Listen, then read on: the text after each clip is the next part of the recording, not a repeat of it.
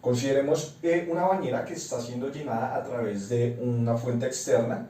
Las dimensiones de la bañera son las siguientes: tiene una base de 5 pies, una profundidad de 2 pies, una altura máxima de 1.5 pies, que inicialmente está lleno de un líquido, que puede ser agua en este momento, pues podemos considerar agua o cualquier líquido, a una altura H, ¿listo? Y a través del tubo externo, este está entrando a través de la bañera bajo las siguientes condiciones: un caudal, un flujo volumétrico de 900 galones por minuto, y tiene una área transversal, el chorro del jet del agua, de A sub j, y una velocidad B sub j. Este programa lo vamos a tratar de forma de análisis de volumen de control para considerar cómo es la variación temporal de esta cantidad, de este parámetro H, que es la altura máxima de el agua dentro del volumen de control. ¿Cuál es el volumen de control que vamos a considerar? En este caso es quieto, es el que está en líneas puntiagudas, es decir, el que recubre toda la bañera. ¿Listo? Entonces vamos a encontrar el cambio temporal de H a partir del teorema de Reynolds de masa, de conservación de la masa. ¿Listo? Para eso vamos a considerar que la variación temporal de la masa del sistema es nula, y esto es igual a la derivada temporal de la masa dentro del volumen de control, que es igual a ρ de t, ¿listo? Ρ por el volumen, ¿listo?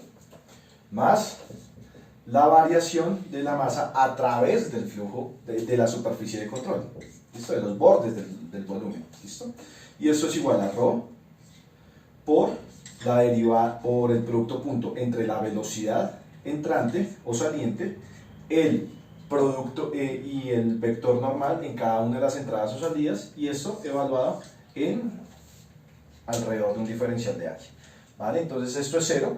Entonces miremos qué es cada una de estas cuestiones. Por cuestiones de conservación de la masa, nosotros ya sabemos que esta cuestión acá de ρ,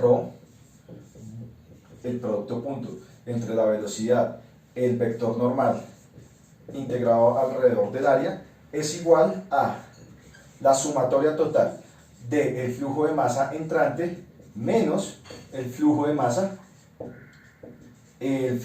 saliente menos el flujo de masa entrante, es decir, el flujo neto alrededor del volumen de control. ¿Listo? Y a su vez, esta cuestión de acá podemos considerarla. Vamos a considerar en primera instancia simplemente la derivada dentro del volumen la integral del volumen de control del cambio de la masa, y esto se puede encontrar fácilmente haciendo un análisis gráfico de lo que nosotros tenemos. Entonces, ¿cómo va a variar la masa dentro del volumen de control?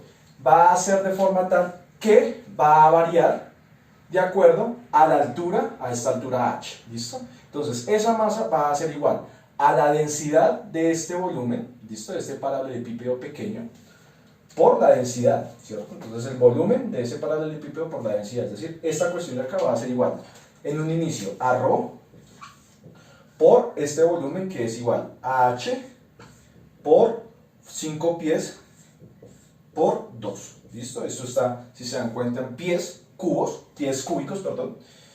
Y a esto le tenemos que sumar otra cuestión, que es este pedacito o esta sección de volumen, bien, que va a ser igual a ρ por A sub j, que es el área transversal, A sub j, y la altura del jet, del chorrito, que sería 1.5 menos h. Bien, esta va a ser la variación de la masa en un instante dado. Ahora bien, le aplicamos ahora la derivada temporal a esta cantidad, ¿listo? Que vendría siendo ρ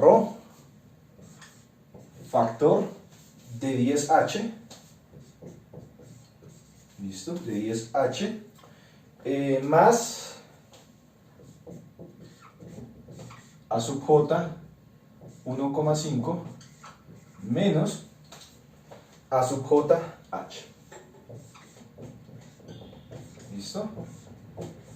Y esta cantidad, pues es una derivada sencilla, simplemente nos da ρ, que es una constante en principio, por 10 o factor 10 menos A sub j, ¿listo? Por la derivada temporal de h. ¿Listo? Esa es la cantidad que nosotros tenemos o que vamos a evaluar. Bien, listo. Y ahora lo que hacemos es simplemente igualar esta cantidad con esta cantidad de acá, ¿vale? Entonces miremos qué es lo que nosotros tenemos acá. Simplemente nosotros tenemos un flujo de entrada, por lo que esa cantidad nos da en principio una cantidad negativa. ¿Listo? Esta cuestión de acá se va a igualar básicamente al el positivo de esta cuestión. ¿Por qué? Porque esta cuestión la pasamos al otro lado y nos queda positivo. Entonces esto nos queda al flujo neto M sub in, que es el flujo de entrada. ¿Listo? Entonces ahora miremos cómo es el flujo de entrada. Simplemente va a ser la densidad por el área por B sub J, que es la velocidad. ¿Listo? Y esta cantidad se la igualamos a lo que tenemos acá, ρ 10 menos A sub J de H de T, que es la derivada temporal. Y miren que se puede ir la densidad, ¿listo? Y nosotros tenemos finalmente que dH de T va a ser igual a sub J, B sub J, sobre 10 menos A sub J. ¿Listo? Ahora bien, uno sabe que el flujo volumétrico del caudal es el área por el volumen, es decir, Q. ¿Listo? Sobre 10 menos A sub J. ¿Listo? Ahora bien, nosotros podemos considerar el hecho que este A sub J es muy pequeño, es decir, esto se puede ir a 0. ¿Listo? Si A sub J es muy pequeño, podemos hacer esta suposición. Es muy pequeño respecto a 10. ¿Listo? Valores muy pequeños en últimas. Entonces lo que nosotros vamos a tener es que, partiendo del hecho de que 7.48 pies cubos es igual a un galón, ¿listo? Y que 12 pulgadas es igual a un pie. Cuando reemplacemos acá, nosotros vamos a obtener finalmente que dH de T, va a ser igual a 1.44 pulgadas por minuto. ¿Listo?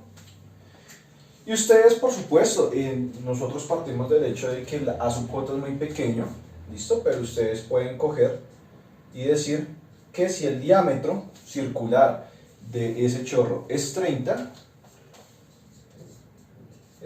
pulgadas, entonces ustedes van a obtener un flujo temporal de esta H que va a ser igual a 2,88 pulgadas por minuto. Y esta última parte se puede conseguir muy fácilmente, simplemente reemplazar D sub J en A sub J y operar. ¿Listo? Pues partiendo del hecho de que A sub J es un área circular, y así pueden obtener este último valor.